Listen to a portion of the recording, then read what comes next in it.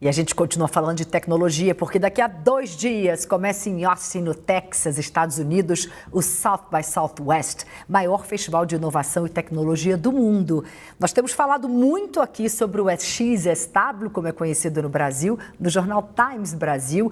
E hoje eu tenho a honra de receber no estúdio um convidado que vai subir no palco do South by pela terceira vez. Terceiro ano consecutivo. Será que você se surpreenderia se eu dissesse que eu estou falando de um médico cirurgião que é diretor de um dos mais reconhecidos hospitais do Brasil e do mundo? É isso mesmo. Quem está aqui comigo na bancada é Sidney Kleiner. Ele é cirurgião, presidente do Hospital Albert Einstein aqui em São Paulo. Sidney, posso chamar de Sidney e não de doutor? Um prazer, uma honra estar aqui. Boa noite. Para mim é uma honra ter você aqui na nossa bancada mesmo.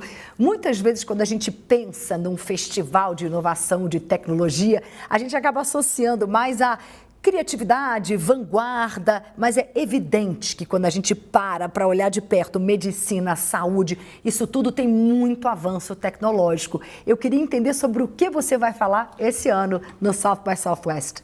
Olha, Cris, você falou tudo, né? Tem que ter muito avanço tecnológico, tem que ter muita criatividade.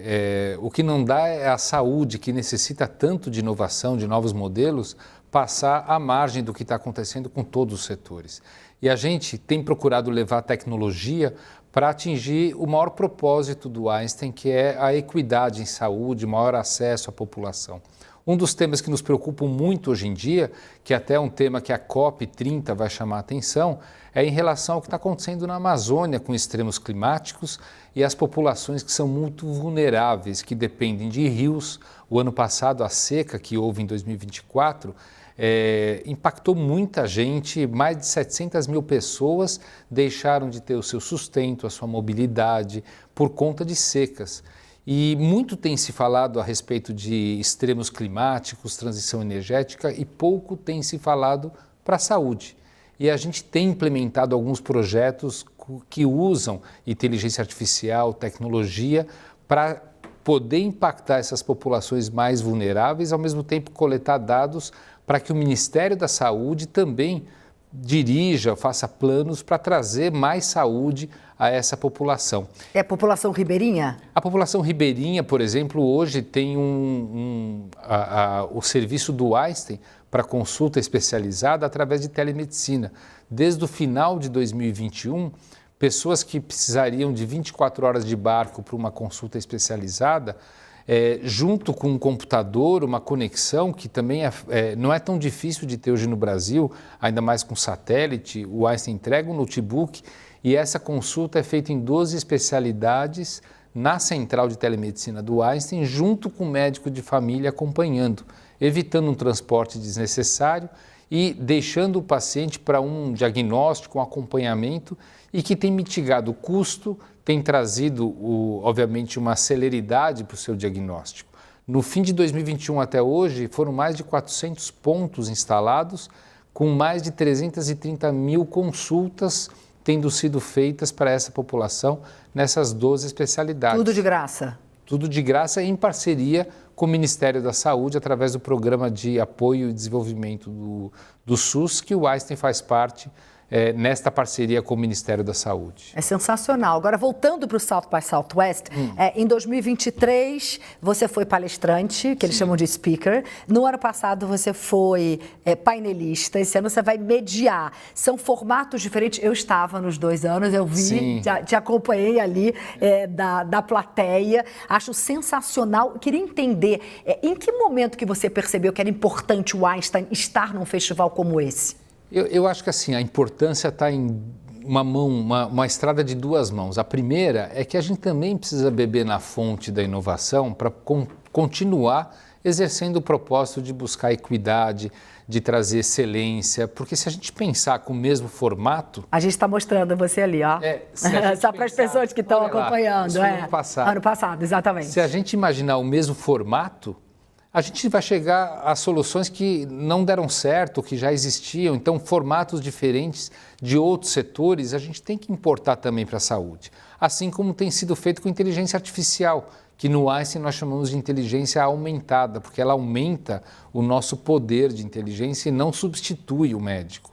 Então, quando a gente cria um algoritmo, por exemplo, do jeito que está sendo feito um projeto na Amazônia, que busca trazer a informação e o conhecimento de obstetrícia para um médico que não é obstetra, para tentar diminuir mortalidade materna, que é a pior do Brasil, lá na região de Manaus, e poder fazer com que esse médico de atenção primária, com o auxílio de um Large Language Model, por exemplo, de um algoritmo, ele consiga entender a consulta, treinado em mais de 2.000 artigos científicos, treinado em diretrizes da Organização Mundial de Saúde e dar o conhecimento para o médico de família para ele poder fazer um pré-natal adequado e não passar nada em vão.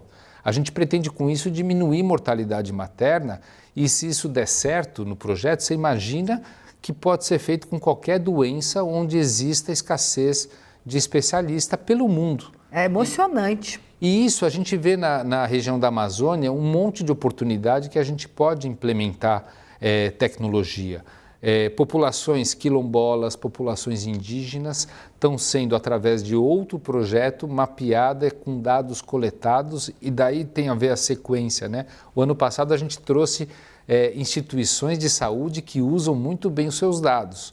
Hoje a gente, nesse ano, vai mostrar o que pode ser feito no South by Southwest com esses dados para que eles virem informação para planejamento e prevenção de extremos climáticos nas populações mais vulneráveis da Amazônia. Isso vai ser um tesouro na mão de quem faz a gestão de saúde, ao mesmo tempo que pode avisar, por exemplo, uma população vulnerável como se prevenir de um extremo. E quantas pessoas vocês alcançam com esse projeto na Amazônia? Você sabe me dizer? Na verdade, esse projeto está sendo implementado agora, mas a intenção é você trazer um recorte de algumas populações e a gente tem que lembrar que a população indígena, mais da metade do país está na Amazônia, na Amazônia Legal. Então, uma vez que a gente traga uma quantidade de áreas indígenas para conseguir coletar numa plataforma de Big Data, a gente consegue estabelecer diretriz para todas as áreas de reservas indígenas. Lembrando também que essas populações, as populações indígenas, quilombolas, são os verdadeiros vigilantes da manutenção da nossa floresta.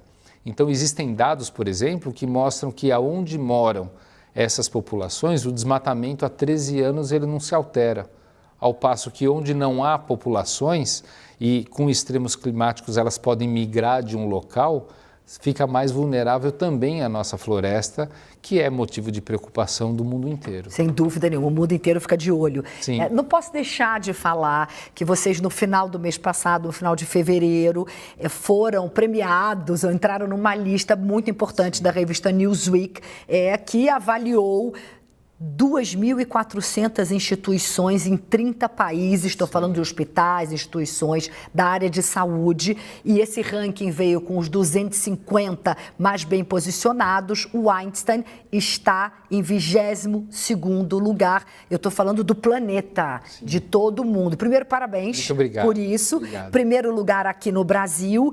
Como é que é chegar a esse resultado? É um trabalho super árduo. Como você conseguiu chegar nisso? Primeiro, assim, a gente não chega nisso porque busca a colocação, né? Então, o Einstein, desde a sua fundação, ele tem no propósito a excelência da qualidade, da segurança, a geração do conhecimento através de pesquisa, de ensino e principalmente com inovação. Então, hoje nós temos uma aceleradora de startups, nós temos um programa chamado GovTech, que atrai startups única e exclusivamente para o setor público.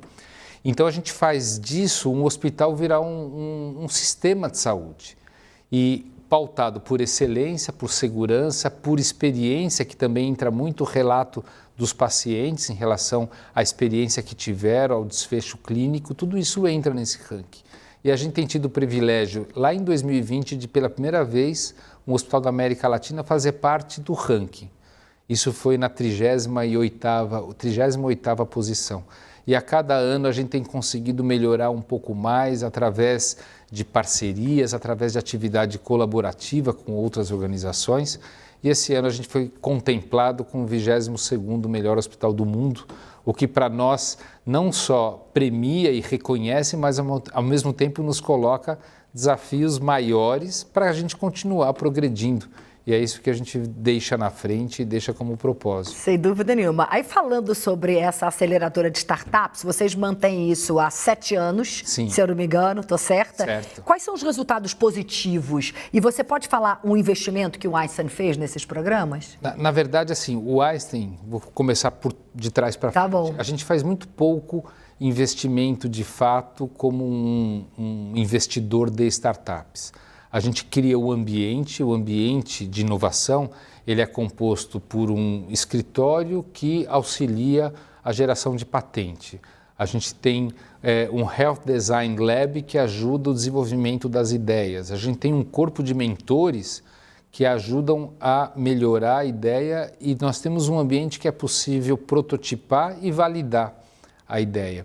Então, o Einstein, quando ele coloca um valor que não ultrapassa 1% de receita, é um valor de seed money, um valor que permite que essa ideia não morra. E aí contribui também para a atração de investimento através de um fundo de investimento com startups chanceladas pelo Einstein.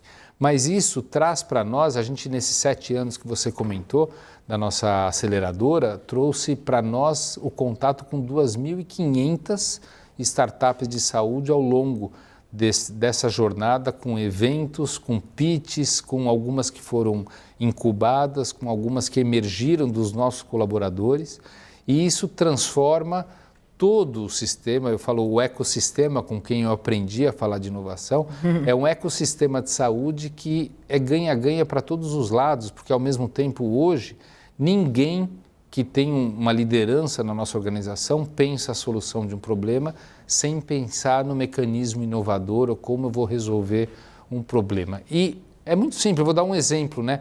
Hoje a gente tem um centro de monitoramento assistencial da qualidade que monitora 700 leitos de uma vez, através de 150 indicadores. Se atrasar um antibiótico, esse setor vai ser avisado através de um algoritmo e aí o setor vai ser questionado por que atrasou. É como se fosse eu costumo comparar a aviação, né? Como se fosse barreiras que não deixam, por exemplo, um erro de comunicação resultar num acidente. Então isso também é inovação, isso é pensado lá, então transforma de certa forma toda a organização. Sem dúvida nenhuma. Um prazer te receber aqui no Jornal Times Brasil. Desejo mais sucesso ainda lá no South by Southwest e também nas próximas listas que saírem, porque isso mostra a excelência do serviço que vocês oferecem. Muito Obrigada mesmo. Obrigado, Cris. Boa noite. Boa noite.